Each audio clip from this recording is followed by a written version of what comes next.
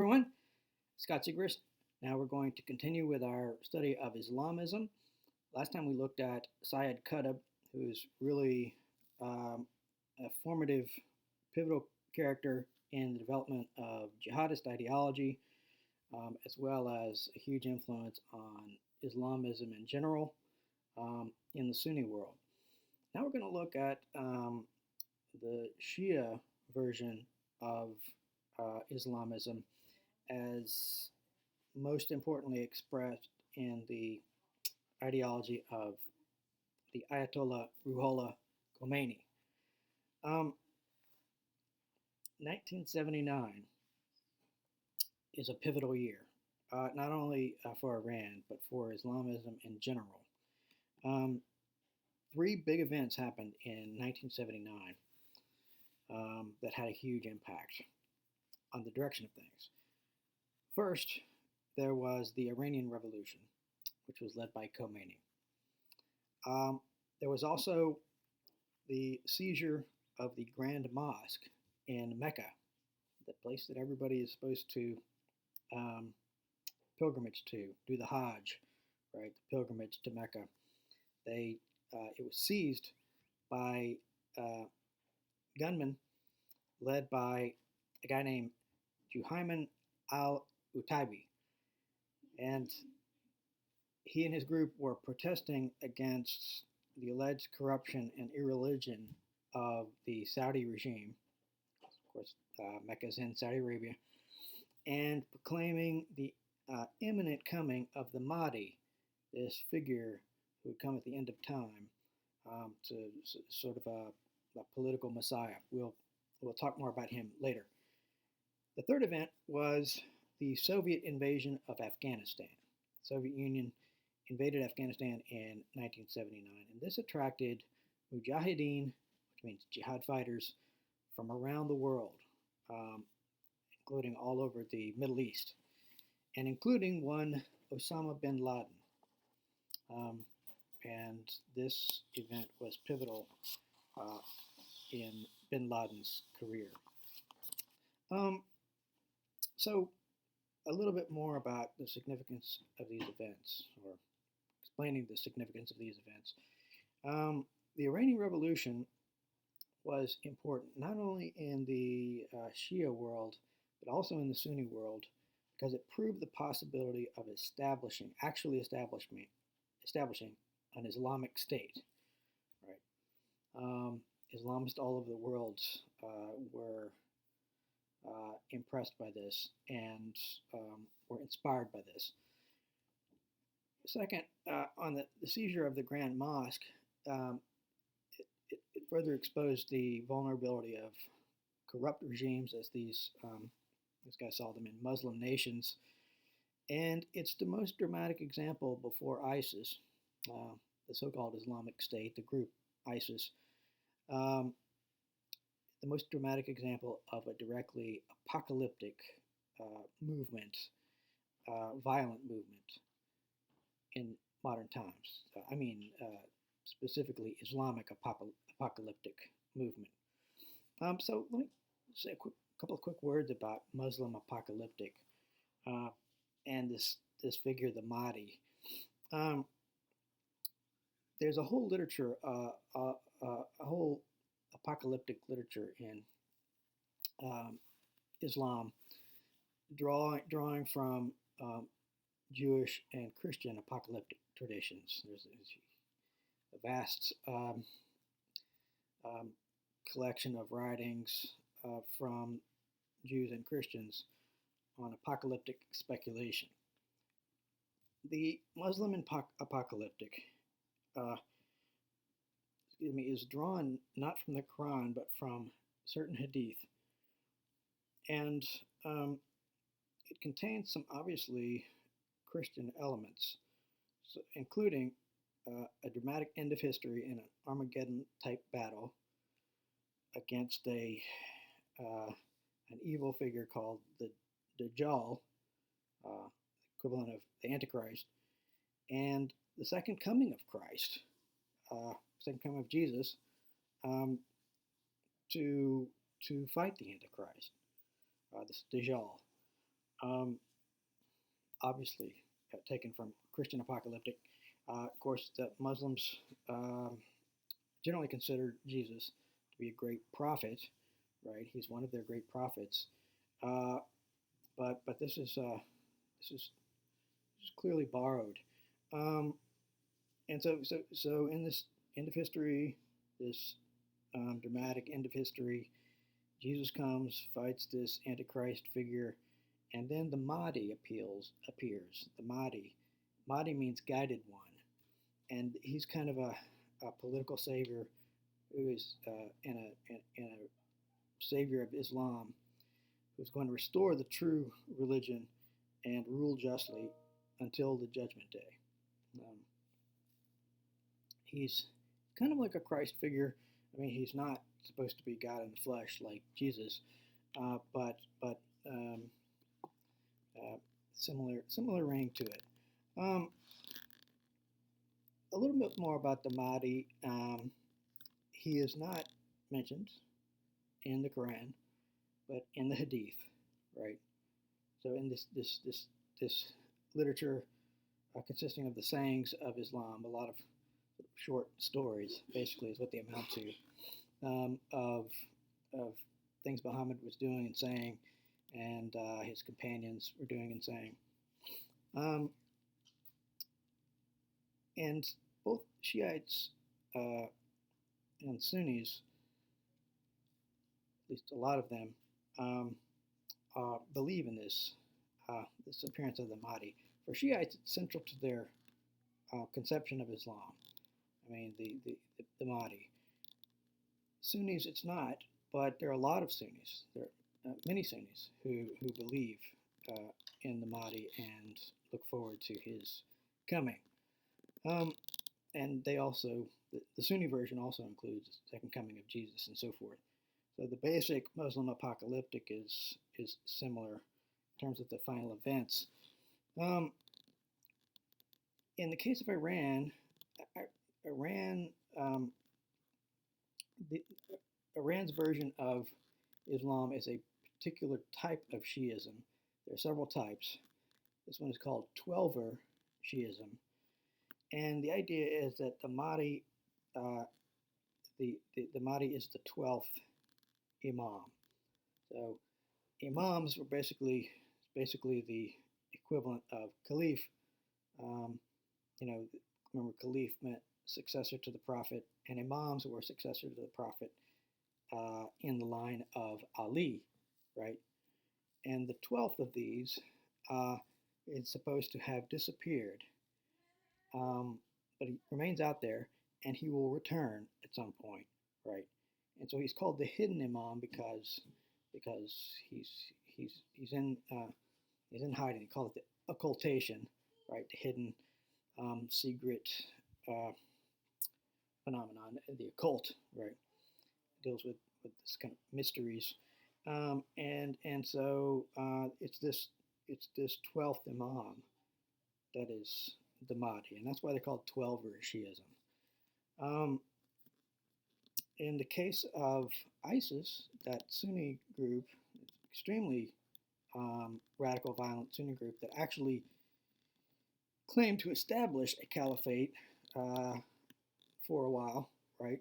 And they lost the territory after we drove them out, or at least thoroughly defeated them. But ISIS also believes in the coming of the Mahdi, Jesus coming, fighting the Antichrist, the Mahdi taking over, right? And they think this is going to happen in Syria, in a town called Dabiq, which is near Aleppo.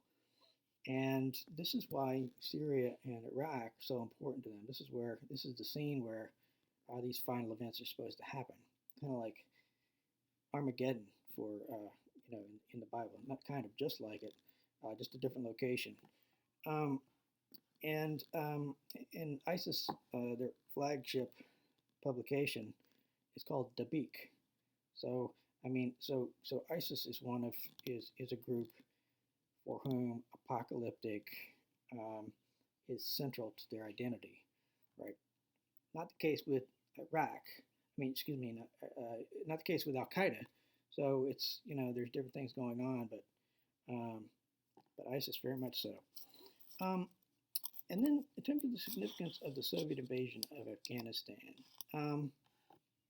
well, for one thing, it arguably was a big contributing factor to the collapse of the Soviet Union because it was their Vietnam, but much worse in the sense that it really depleted their resources, and it was really ultimately very, very bad for the Soviet Union. And of course, they ultimately got driven out. Well, some of these people driving them out were these mujahideen who we were funding, supplying weapons with to the extent we could. Of course, we had no idea that some of them would become global terrorists who would attack us. But Bin Laden was in this group of people, and so it was the seedbed of Al Qaeda. Again, I'll talk more about that later.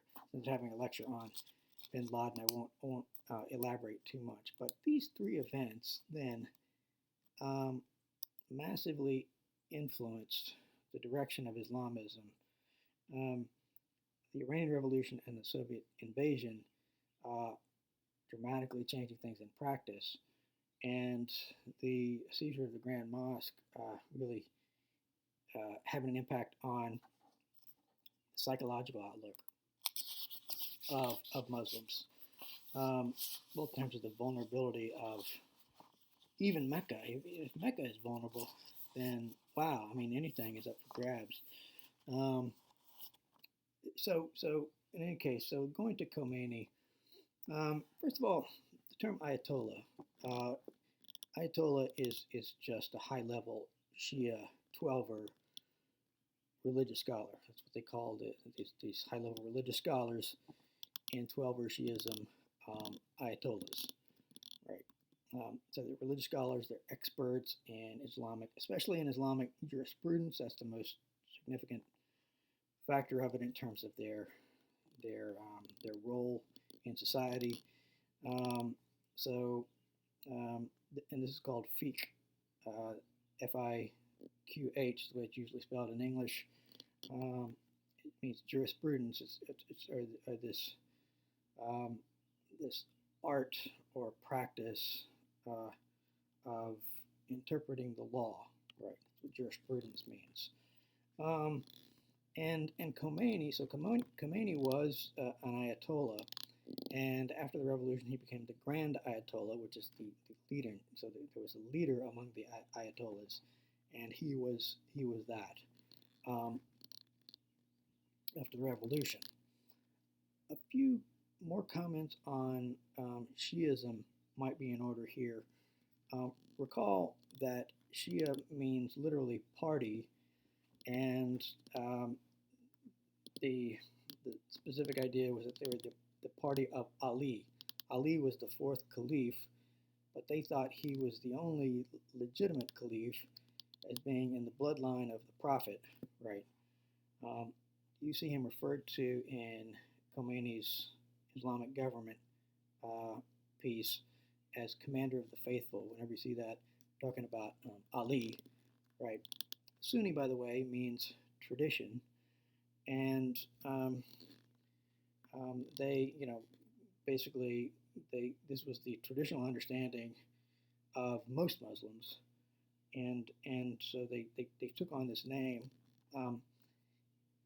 They didn't actually call themselves Sunni until after the Shia phenomenon, when the Shia broke from the others. Eventually, they called themselves Sunnis. As I mentioned, there I don't know if I mentioned this or not, but there are varieties of Shiism. And the Twelvers, which is the kind in Iran, is the largest branch of the Shia population. It's about 85% of Shiites around the world. And just to remind you, Shiites as a whole are only about 10% of the world's Muslim population. 90%, or almost 90%, is Sunni, right?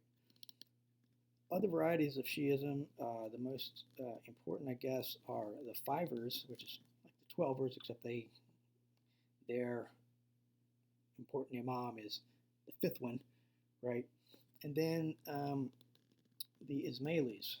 And the Ismailis have perhaps an outsized impact. Assad there in Syria is associated with the Ismailis, right? Um, and sometimes these Shiites work together. I mean, they're sort of closer to each other than they are to the Sunnis. And the Sunnis typically consider them a kind of, I don't know if it's typical, but often see them as a kind of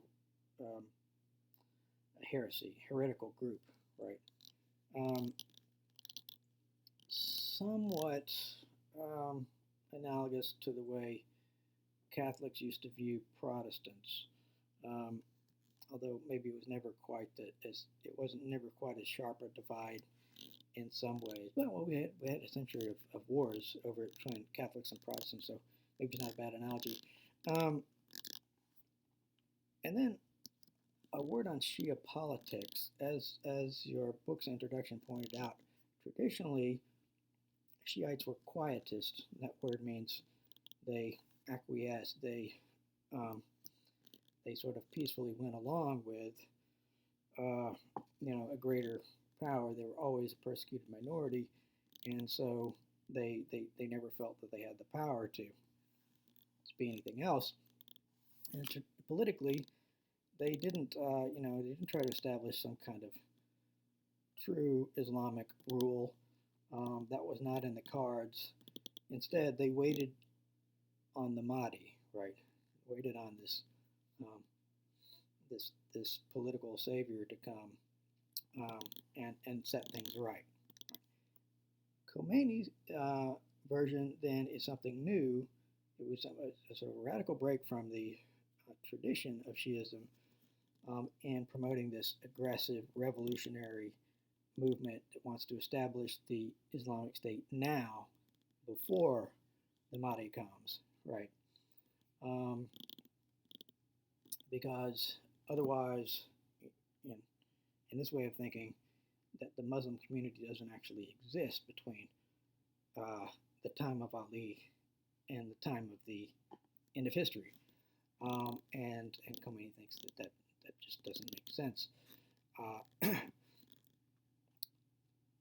The leaders of the political leaders, well, I wanted to explain to you what imam is about. I mean, it's literally translated leader or model. It's a word used both by the Sunnis and the Shia, but for the Sunnis, an imam is just a prayer leader at a mosque, right? So kind of the rough equivalent of, Christian position of pastor, right? But for the Shiites, again, imams with a capital I are the equivalent of caliphs, right? Legitimate successors of Muhammad through the line of Ali. And they, the Shiites have a different view of the imams than the Sunnis, in the sense that the imam is a more idealized character. The imam is supposed to be infallible, basically. You could liken it to the Catholic idea of the infallibility of the Pope in matters of faith and morals. This infallibility is perhaps even greater, if you will, because it applies to all of life, I suppose. That's about the limits of my knowledge of that, but that's just to clarify what imam means. Okay, so let's go to Khomeini's vision and theory. First thing is the imperative of having an Islamic state, meaning a state which um, which enforces the Sharia as their reason for being, right? Um, the reason it's imperative is that it's necessary to fully live out a truly Islamic life. This is an essential assumption of Islamism. If society as a whole is not governed by Sharia, then um, then it's an imperfect state at best, if not entirely illegitimate, right? And so this he's right on the same wavelength as Qutb here. Um, well, there are big obstacles to establishing an Islamic State and maintaining an Islamic State once it's in place, because there are great enemies um, out there, and in particular, Khomeini mentions two. Right, there are the imperialists, by which he means the Western powers. Right, and there was a period of Western imperialism where they controlled the Middle East and other non-Western countries, and but that is a word still used by Islamists for the West, Western powers, Western nations, imperialists, right? So that's a great enemy. And then secondly, there are the tyrannical regimes in the Muslim world, right? What Khomeini calls them tyrannical self-seeking rulers in Muslim countries who cooperate with the imperialists and sort of do their bidding, right?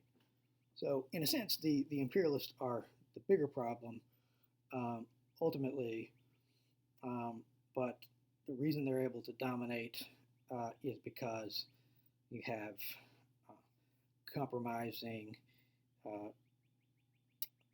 Muslim in name only regimes in the Muslim world, right?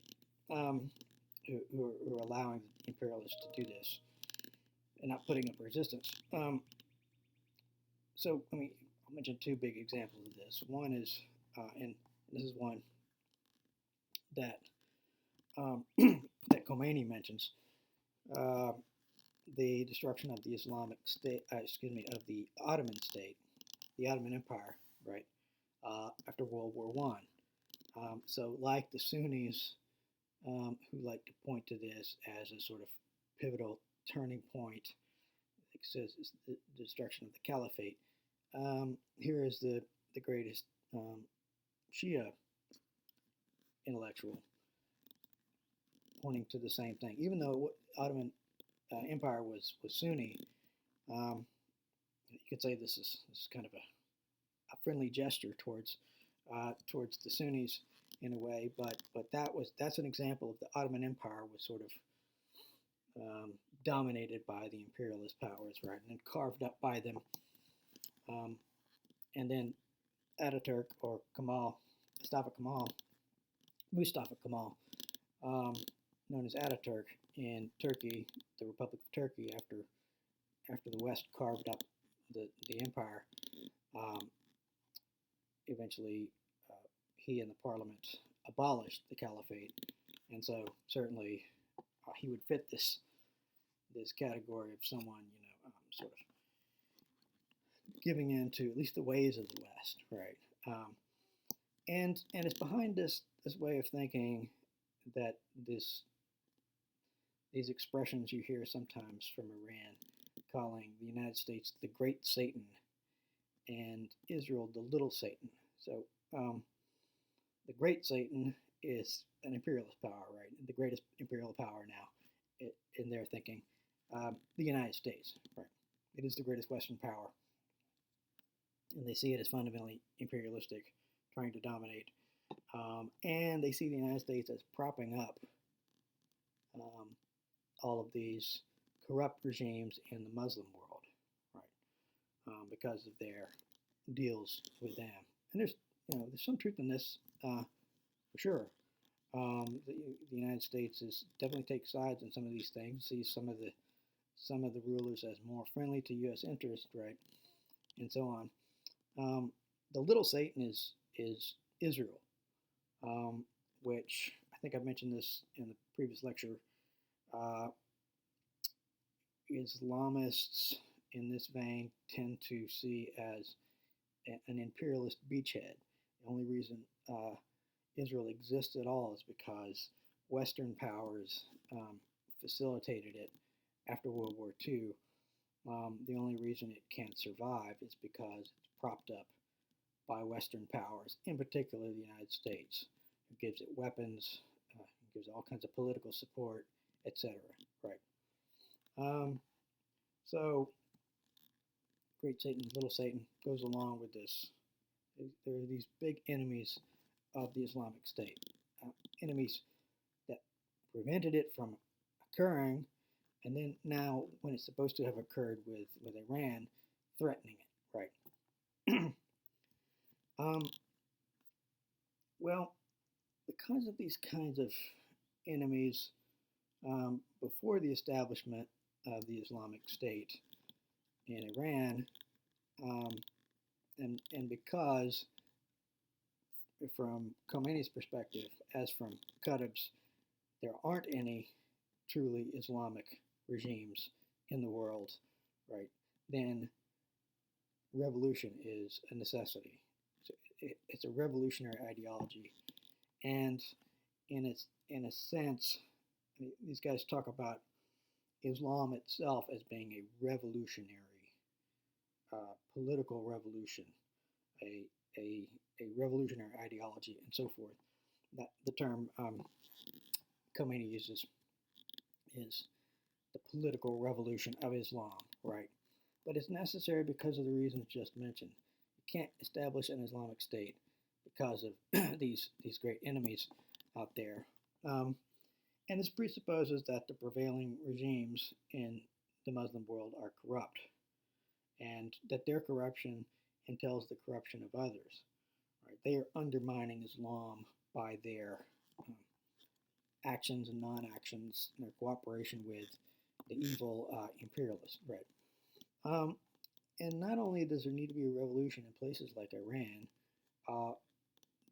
there needs to be a worldwide revolution.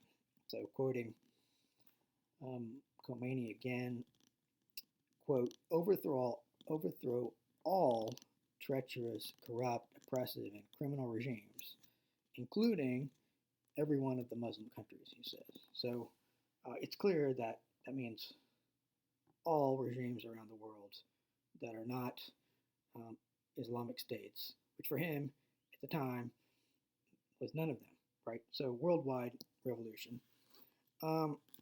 And this revolution is, he says, a duty that all Muslims must fulfill. This notion of a special duty to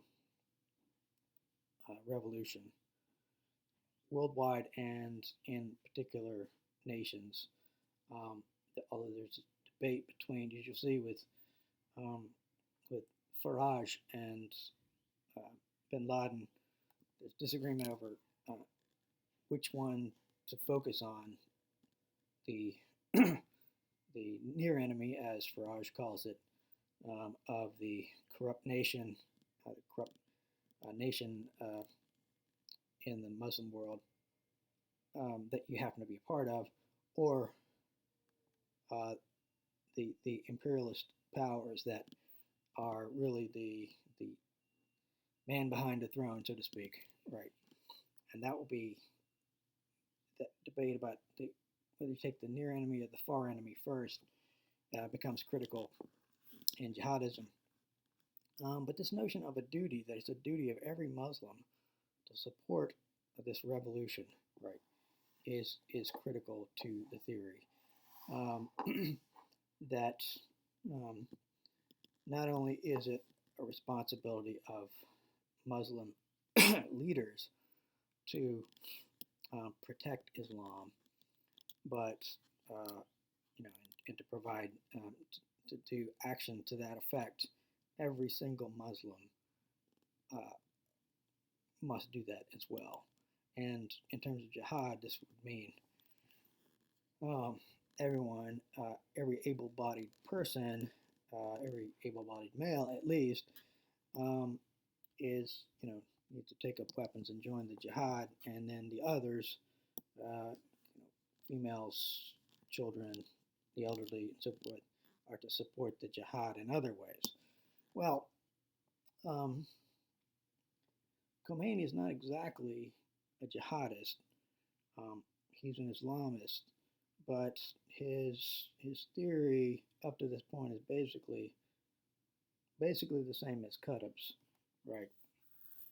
And what would worldwide revolution mean if not armed, um, resistance or overthrow of regimes?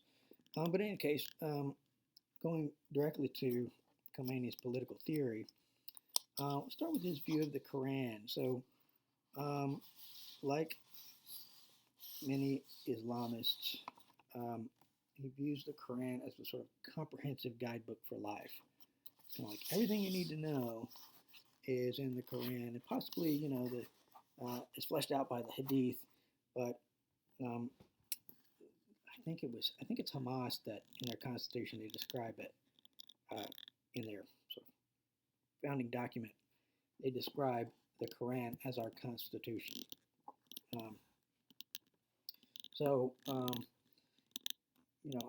This is not the only way you can approach a sacred text. I mean, you can approach the text as a guidance for your spiritual life and,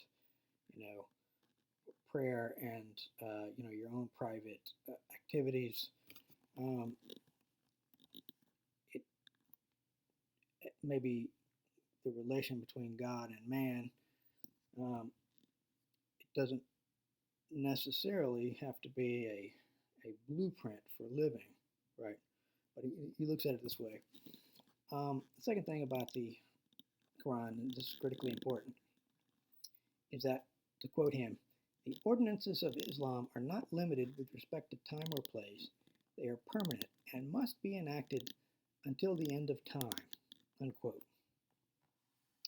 So this means, for example, that dietary restrictions, and most importantly, for these purposes, punishments, such as cutting off hands for robbers and, stoning adulterers and that kind of thing, that those original punishments have to remain the punishments to the end of time, right? So they don't, in other words, he's not reading, those are not sort of something that was specific to that time, and the kind of punishments might change, or the basic, approach to governance might change and everything. Everything must stay exactly the way it was. So you could compare that, for example, to give a Christian example, in the New Testament, where the Apostle Paul says that women should have their head covered, should always have their head covered, right?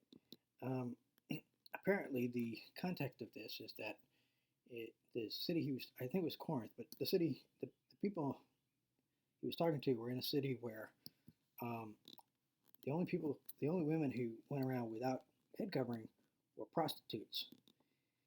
So that puts a different light on it. If you know that, that would suggest that, well, maybe the whole point of that covering your head was, in this scenario, not to restrict their freedom, to dress the way they thought they wanted, but not to appear to be prostitutes. And so, at any rate, Christians have not typically thought that word from St. Paul, even though he's taken to be an inspired writer, applies to the end of time, and in all places and so forth. But it does mean that kind of thing for Khomeini and for many of these other Islamists, right? Thinking about his political theory, Khomeini talks about why God appoints rulers. and I'll quote him here. It's rather revealing. He said, without these God-appointed rulers, quote, men would not be able to keep their ordained path and to enact God's laws unless a trustworthy and protective individual or power were appointed over them with responsibility for this matter, to prevent them from stepping outside the sphere of the illicit, meaning lawful, and transgressing against the rights of others. So you could say it's a very paternalistic conception of government. The government is to help people live righteous lives, right? And they need the government to do that, as opposed to, say, stressing personal responsibility for yourself or whatever. Moreover, were God not to, I'm quoting again, were God not to appoint an imam over men to maintain law and order, and remember, imam means leader. If God were not to appoint an imam over men to maintain law and order, to serve the people faithfully as a vigilant trustee, religion would fall victim to obsolescence and decay. Unquote. So there's an assumption here that that for religion to survive and certainly to thrive, there needs to be something like what we call a union of church and state, right? I should qualify on that phrase. There is not a church in Islam in the same sense there is in the Catholic Church. For example, Catholic Church, right, has hierarchical structure, and the Pope sort of the final decision maker when it comes to religious affairs, right? And so, if there is a problem that Catholics are dealing with worldwide, they can look to the Pope as the leader.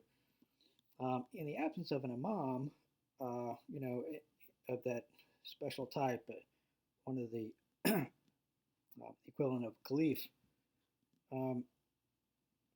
in the absence of that, there is no such guidance for the Muslim world, right? And even when there were caliphs and imams, they didn't really regulate all the areas of the world, who kept the faith, right? It was more like an honorary position, someone who was sort of a representative figure, if you will, for the whole Muslim world. But there's not in Islam, there's not a church structure like that provides for sort of authoritative doctrines. They've sort of developed into these schools of law, right? And there's four in the Sunni world, and I don't know exactly how it works, to be honest, in the Shia world. But I mean, there are jurists. There are the equivalent in the Shia world. But the point is, there's not really such a thing as a church in the sense of like the Catholic Church in Islam. There are individual mosques. Like it's more like the most decentralized version of Protestantism. There are the individual mosques, right? There are these lama, these scholars, religious scholars, in various parts of the world. Some of them more authoritative than others, and so forth. But none of them are sort of recognized by everybody as their leaders. So I use church and state sort of as a rough analog to the idea that of the relationship between the religious authorities and the state, right? And what Khomeini is assuming, is that religion cannot survive and thrive certainly not in its true form without enforcement by the state, right? And that's a premise that you can certainly challenge. There was some thinking like that. I mean, that was the tendency was in Europe for much of Western history since birth of Christianity. There was an assumption that there needed to be state support for religion. In the United States, where separation of church and state on the national level was adopted from the beginning, you nonetheless had religion not only surviving but having a great deal of vitality. And something Tocqueville noticed when he came over in the 1830s to survey various aspects of American life. He was struck by this fact that Americans have this separation of church and state, but yet they're very religious, much more religious than people in Europe. And he concluded that actually the secret of American religious vitality was the separation of church and state, because the fact that people didn't have to follow a religion, the fact that they didn't have to commit to serving certain faith, meant that they could do it of their own free will. And when they did it of their own free will, they embraced it much more enthusiastically. Right? Think about anything you're made to do as opposed to something you choose to do. Right?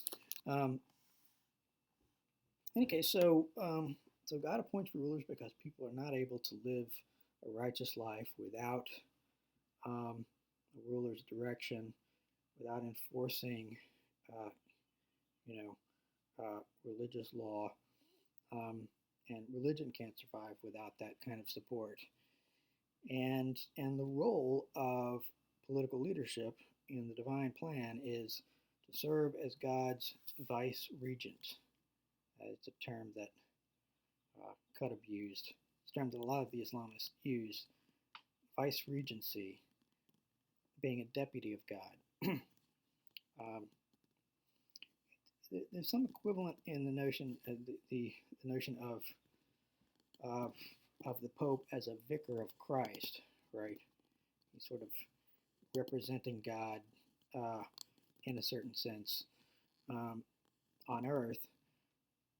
But this is kind of kicking it up a notch and saying that the political rulers in the Muslim world are supposed to be God's deputies in applying the religious law, right? That is their role, that is their reason for existence, to be God's deputy in applying his law, applying Sharia, right? So going specifically to Khomeini's system, the basic key phrase here for his system is the Velayat-e-Faqih, which means jurist authority. And so I'll just lay out the basic elements of the government here. First of all, what the Iranians are supposed to have set up after the revolution is an Islamic Republic. That's the official name of it, the Islamic Republic of Iran, right? But we think, well, this is not a regime run by popular rule, by popular vote, as ours ultimately is supposed to be, right? But he explains he means republic in the sense of constitutional, meaning under the rule of law. This is an old Western conception too. I mean, when Cicero talked about a republic, he meant a regime under the rule of law. John Adams talked about this in the American context in his thoughts on government. he defines a republic as a government of laws. So this is not unusual. But the key difference here is that this is not the political rule of man-made law and a man-made constitution, but the rule of divine law. That's the exact phrase Khomeini used, the rule of divine law. So it's a republic in the sense that it's ruled by law, but specifically by God's law, divine law, as embodied in the Sharia, right? Well, one question comes up is, well, how do you apply God's law to the society, right? Well, you need interpreters. And the interpreters here are the fuqaha, that's the plural for the faqih, the jurist, right? The fuqaha are going to interpret the divine law. I quote Khomeini here, quote, "It is an established principle that the faqih has authority over the ruler. If the ruler adheres to Islam, he must necessarily submit to the faqih, asking him about the laws and ordinances of Islam in order to implement them." So, so the executive power, basically, in this government, in trying to apply the law, execute the law, is going to look to these jurists to tell him, the correct understanding of the law, right? This being the case, going to his quote again, this being the case, the true rulers are the fuqaha themselves, right? They actually are the ultimate rulers. So the form of government, basically, you have in this system that Khomeini promoted and that was adopted is, you could say there's two branches, so to speak. There's a united legislative and judicial power, a kind of Supreme Court, consisting of the fuqaha and headed by the Grand Ayatollah, like the highest level religious scholar, which in the beginning was Khomeini. Now it's a guy named Khomeini, just to confuse you as much as possible. The names are very close. But the Grand Ayatollah has ultimate authority in this legislative branch, if you will. So this legislature, so to speak, it's not making the laws, right? It's supposed, the law is supposed to have been made by God, the Sharia. But they are interpreters of the law, much like judges, right? And they have ultimate decision-making power over, questions, disputed questions of what to do in some big issue.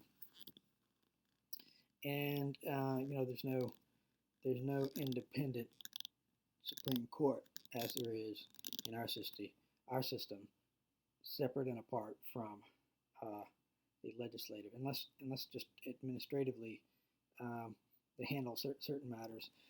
But in terms of the ultimate decision-making authority, there's that. So there's this body of fuqaha, and then there is the executive branch, headed by a president. That's what we call the ruler of the executive branch, or the top figure. He is elected by the Iranian people, but they can only choose from among candidates selected by the fuqaha. So ultimately they determine who it's going to be, in the sense that it's going to be one of the people we think will be acceptable, right? So the meaningfulness of the election is limited, right? But this executive branch is going to implement the Sharia as interpreted by the fuqaha, right? That's your basic form of government. Body of fuqaha and the executive. This is the highest level of government right there. One last thing about Khomeini's contribution to jihadism. As I said, he doesn't contribute a he doesn't contribute to the ideology of jihadism. Um, he doesn't lead up jihadist fighters in the same way that I'll say Al Qaeda does, even though Iran is considered by the U.S. State Department to be the world's leading sponsor of terrorism. But he was pivotal in establishing what is sometimes known as the cult of martyrdom. Right, the idea that fighting for God and dying, in doing God's business on the battlefield makes you a martyr, and martyrs have a special status as sort of most holy and most to be rewarded and venerated. And Khomeini really adopted a theory about this from a guy named Shariati, Shariata, Shariati, who talked about this idea of martyrdom as sort of the pinnacle of human experience, like the best thing you could do was to be a martyr, fighting for God. And in the Shia context, it usually meant, being killed by some greater power, right? Because they were always a persecuted minority, so much like the Christian martyrs. But the theory kind of developed into a kind of cult where death was celebrated in the form of martyrdom. And this is very closely related to the phenomenon that you see with Hamas, for example. It's a Sunni group, but it's supported by Iran, of suicide bombing, right? This being if martyrdom is the highest human, the pinnacle of human achievement, and you're going to be rewarded and go straight to heaven for this, then it has an appeal to want to be a martyr, to try to be a martyr, right? And so blowing yourself up means, to the Western mind, it sounds like, man, this is a really crazy thing to do. But according to the logic of martyrdom here, that is being supported by Khomeini and, and increasingly by others among Sunni as well, this is something appealing, something that you could get enthusiastic about.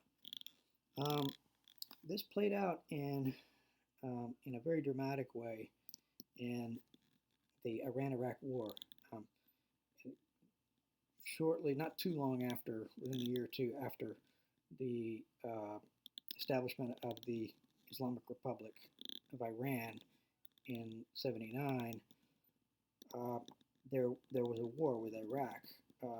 Saddam Hussein wanted to take advantage of the somewhat chaotic situation as they tried to stabilize the regime in Iran, and invaded Iran, and it turned out to be just a horrible war, like 1 million people killed. But one of the things that the Iranians often did is they would have